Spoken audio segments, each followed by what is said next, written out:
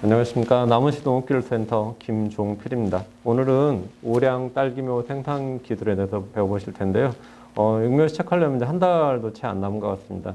저희 남원 농가들 같은 경우에는 3월 초부터 시작을 하니까 빠른 분들은 지금 소독도 어느 정도 완료하셨고 더 부지런하신 분들은 아마 상토도 채우고 계시지 않을까 생각이 됩니다. 이번 작기 때 이 부분 딸기 육묘 농사의 전부다라는 건 정말 공감 많이 하셨을 거예요. 작년에 정식하고 나서 노지묘를 썼다든가 외지에서 묘를 사오신 분들 정말 많이 교체하시고 심지어는 이제 몇몇 농가분들은 다 갈아엎고 포기하신 분도 몇 분도 계시는데 대신에 그나마 남원 농가분들은 다른 지역에 비해서 조금 그나마 낫지 않았나. 그 이유가 자가육묘가 남원 농가분들은 상당히 많이 비중을 차지하고 있거든요. 거의 90% 이상 되고 있어서 다른 지역보다는 그래도 고사하거나 병이 걸리거나 그런 게 좀 적지 않았나 생각이 듭니다. 우리 지역도 그렇고 다른 지역도 그렇고 아마 올해 육묘를 추가로 육묘장을 짓는다든가 자가용 시설을 만드는 농가들이 상당히 많이 늘 거라 생각이 듭니다. 이게 딸기 일년 과정인데요. 딸기 육묘 같은 경우에는 딸기 재배할 때는 뭐 양분을 조금 더 준다든가 아니면 좀 온도를 높인다든가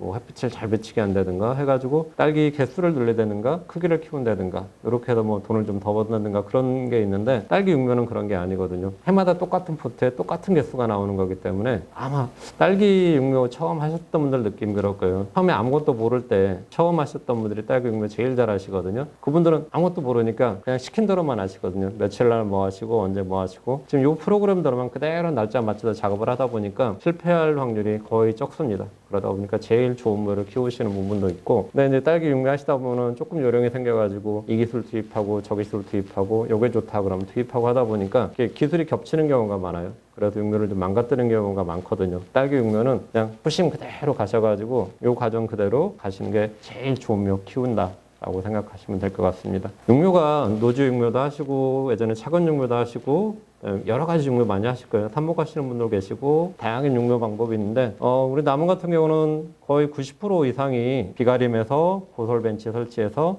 포트 설치하고 양액기, 관비기 활용해서 대부분 이렇게 육묘하실 거예요. 송동이나 금지에서 일부 이제 비가림 시설만 해서 차근 육묘하시는 분도 있으시고 일부 농가분들은 이제 육묘장이 없는 분들은 대여섯 분이 모여가지고 논에다가 노지 육묘하신 분도 계시는데 작년에도 그렇고 해마다 이제 노지 육묘하시는 분들이 8월 말경에 장마가 오다 보니까 육묘 실패하는 분들이 꽤 많이 있었습니다. 그래서 노지 육묘도 최근에 많이 없어지고 있고 비가림 육묘로 거의 돌아서는 거 같습니다. 모주를 빼다 보니까 해마다 우리가 다른 지역에 사올 수는 없잖아요. 모주를 보통 순천이라든가 논산 이런 쪽에서 많이 사오시는데 모주 가격이 싸게 사도 뭐 700원에서 좋은 건 1,000원, 1,000원 이상도 많이 하거든요. 근데 한 동 심으려면 2,000주 이상 이렇게 소요가 되는데 돈이 많이 들어가는 거잖아요. 그래서 모주를 보통 2년이나 3년마다 갱신하시고 한번 사온 거는 내가 만들어서 많이 쓰시는데 모주 생산하는 방법이 크게 두 가지가 있어요.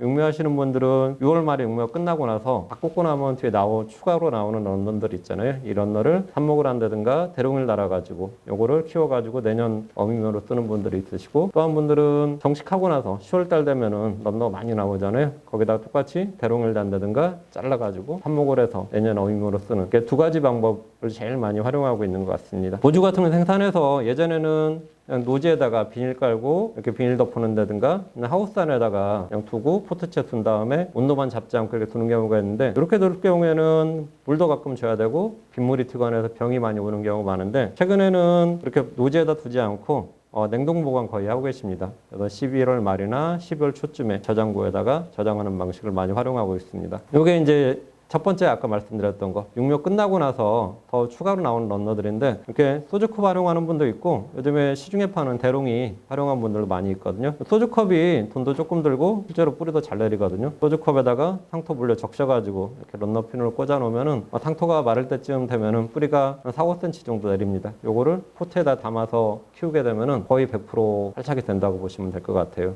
그냥 삽목하는 것보다 보온기 때 삽목하면은 잘린 부분에 상처도 크고 해서 균이 많이 침입하다 보니까 병도 많고 뿌리도 잘 안 내리는 경우가 많은데 이런 방법 활용하시면은 뿌리도 잘 내리고 활착률이 상당히 좋습니다. 두 번째 방법이 이게 10월 달에 런너 막 쏟아지잖아요. 여기다가 대롱을 단다든가 이걸 잘라서 삽목을 하시는 분들이 있는데 런너 채취하실 때 런너가 보통 한 포기에서 하나만 나오는 게 아니라 많을 경우에 3개, 4개씩 이렇게 나오는데 요거를 욕심껏 다 받으시면 안 돼요. 이렇게 지금 꽃이 피고 있는데 런너를 너무 많이 받게 되면은 꽃으로만 양분이 가는 게 아니라 런너 쪽으로도 양분이 상당히 많이 뺏기거든요. 그래서 이걸 너무 많이 달아놓게 되면 일화방 수량이 떨어질 수밖에 없어요.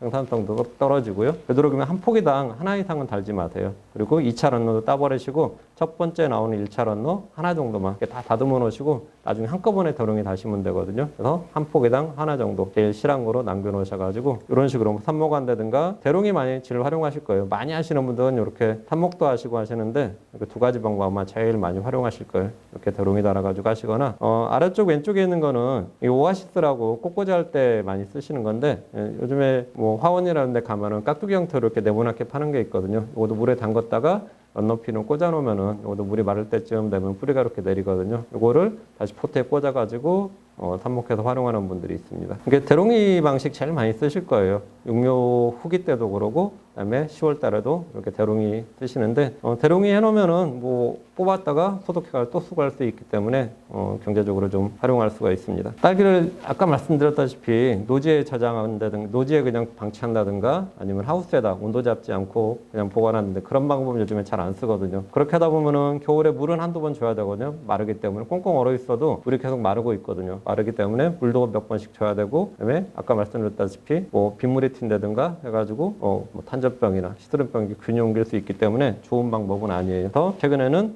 저온 저장고 이렇게 들어가는데 저온 저장고 넣으실 때 온도 제일 좋은 온도가 영하 2도거든요. 영하 2도에 있을 때 그 다음에 정식하고 나서 생육도 제일 좋고 런도도 제일 개수가 많이 나오는 걸로 지금 조사가 돼 있거든요. 근데 보통 저온 저장고를 농가분들이 하나만 가지고 계시는데 저온 저장고에다 이렇게 딸기만 넣을 수는 없잖아요. 김치도 저장하시고 뭐 무도 저장하고 채소도 저장하시는데 영하 2도에 저장하면 다 얼어버리잖아요. 혹시라도 이제 나는 저장고가 하나밖에 없고 냉동이랑 냉장이 분리가 안 돼 있다 하시는 분들은 굳이 영하 2도 아니어도 됩니다. 영하 2도가 제일 좋은 거지 0도나 아니면 1도 정도 해도 좋고요. 혹시라도 이제 저온 저장고를 해로 이제 하실 분들은 조금 돈을 더 자부담 들으셔가지고 한 3평 정도면은 한 평 정도는 냉동으로 이렇게 쓰시고 그다음에 2평 정도는 냉장으로 하시고 조금 더 넓게 하신다면은 2평 정도 나눠가지고 냉동실하고 냉장실을 분리하시면은 그런 딸기 육묘 하시는 분들은 되게 유용하게 쓸 수가 있습니다.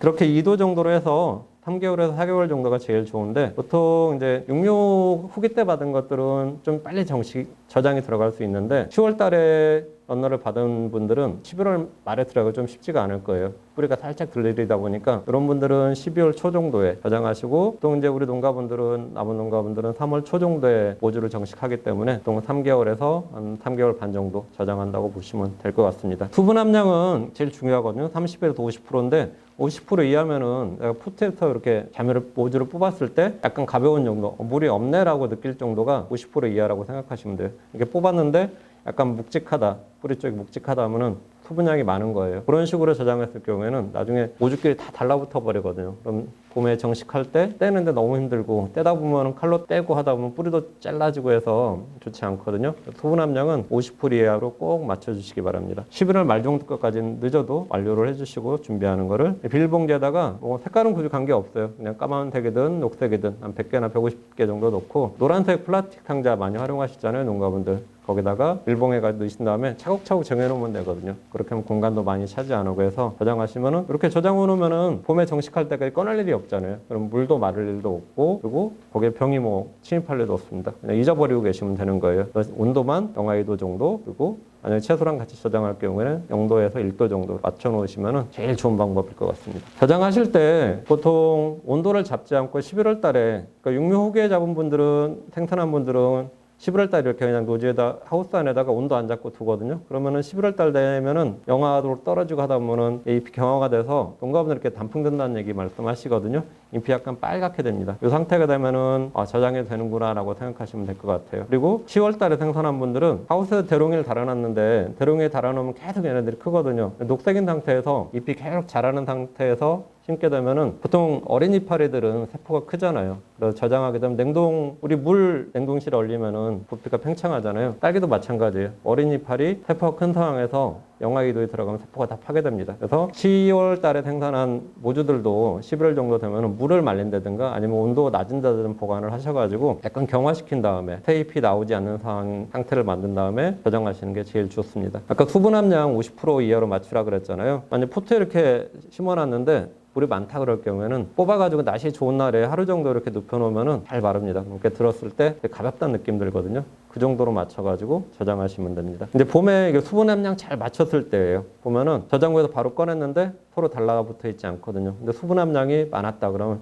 이게 통째로 다 하나로 달라붙어 있어요. 하나 들면 다 따라 올라옵니다. 심을 때도 되게 불편하고 시간도 오래 걸리거든요. 수분 함량 꼭 맞추시기 바랍니다. 이게 이파리 보면은 되게 병든 이파리처럼 생겼잖아요. 좀 전에 말씀드렸잖아요. 10월 달에 특히 10월 달에 생산한 것 중에 어미묘에서 딸기 재배하고 있는 무광에서 자묘가 이렇게 모주가 달려 있을 경우에 잎이 새로 나온 잎들은 되게 세포가 크다 그랬잖아요. 그 상태에서 바로 저장했을 경우에는 영하 2도에 저장되기 때문에 세포가 팽창되면서 다 터져버립니다. 그래서 봄에 심으려고 이렇게 꺼내면은 이렇게 알록달록해요. 병 걸린 것처럼. 이게 뭐 병은 아닌데 얘네들 일을 제대로 못할 수밖에 없는 거잖아요. 그래서 아까 말씀드렸다시피 저온에 좀 10일에서 15일 정도 이렇게 두게 되면 약간 경화도 되고 빨갛게 단풍된다 그랬잖아요. 그런 식으로 경화를 시킨 다음에 저장하시면 이런 이파리들이 나오는 거는 방지할 수가 있습니다.